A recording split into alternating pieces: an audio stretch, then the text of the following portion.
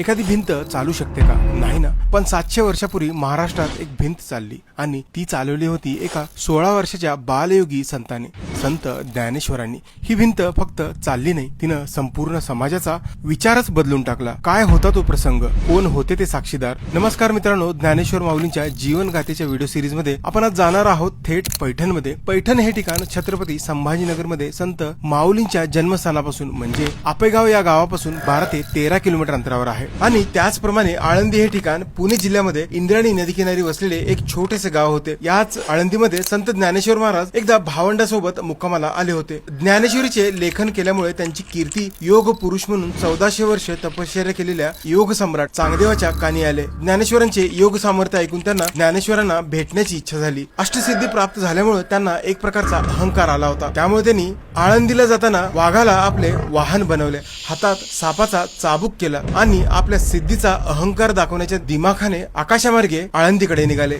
इकडे आळंदीमध्ये ज्ञानेश्वरांना याची जाणीव होती. चांगदेवाच्या अहंकाराचे दमन करण्यासाठी ज्ञानेश्वरांनी भिंतीवर हात ठेवला आणि म्हणाले, जशी वेदाच्या ज्ञानाने बैल बोलू शकतो तसेच भक्तीच्या सामर्थ्याने भिंत चालू शकतो. आणि आश्चर्य म्हणजे भिंत चालू लागले. संपूर्ण पैठण हादरले. निर्जीव भिंत चालू लागली आणि याच सोबत समाजात असलेले जातपात, अहंकार, उच्च नीच या गोष्टी या भिंतीसोबत खाली कोसळले. ज्ञानेश्वर माऊलींच्या जीवनगाथेवर हा आपला व्हिडिओ सिरीज आहे. यांच्या जीवनगाथेला समजून घेण्यासाठी पुढचा व्हिडिओ नक्की बघा आणि होईल तितक्या तुमच्या मित्रांना हा व्हिडिओ नक्की शेअर करा.